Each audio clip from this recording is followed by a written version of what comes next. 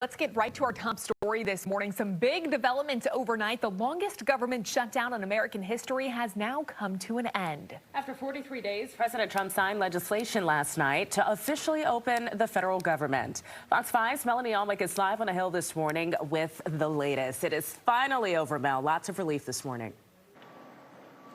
Yeah, and we should be seeing some federal workers returning to the office today. The Smithsonian Museums say that they will begin opening some of their facilities on Friday and the rest on a rolling basis until everything is back open on Monday.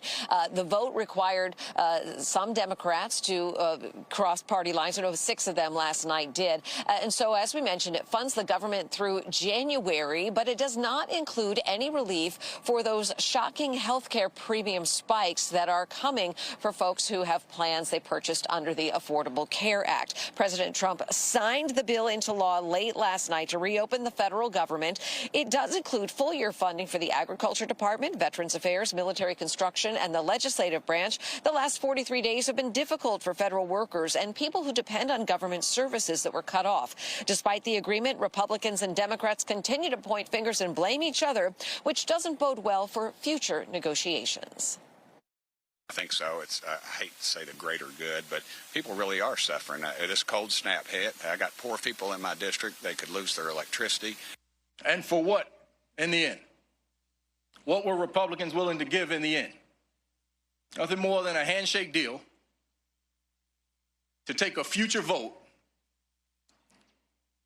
on extending the health care subsidies, when we all know that that future vote is the equivalent of asking 2 wolves and a chicken to vote on what's for dinner. Federal workers began receiving notices yesterday to be prepared to come back to work today. There will be 6 weeks of unopened emails to sift through and projects to get restarted. The bill also reinstates those who got layoff notices during the shutdown and halts any more layoffs during the agreement period. Agencies have started to rescind those layoff notices. And as far as SNAP benefits, this really just depends on the state.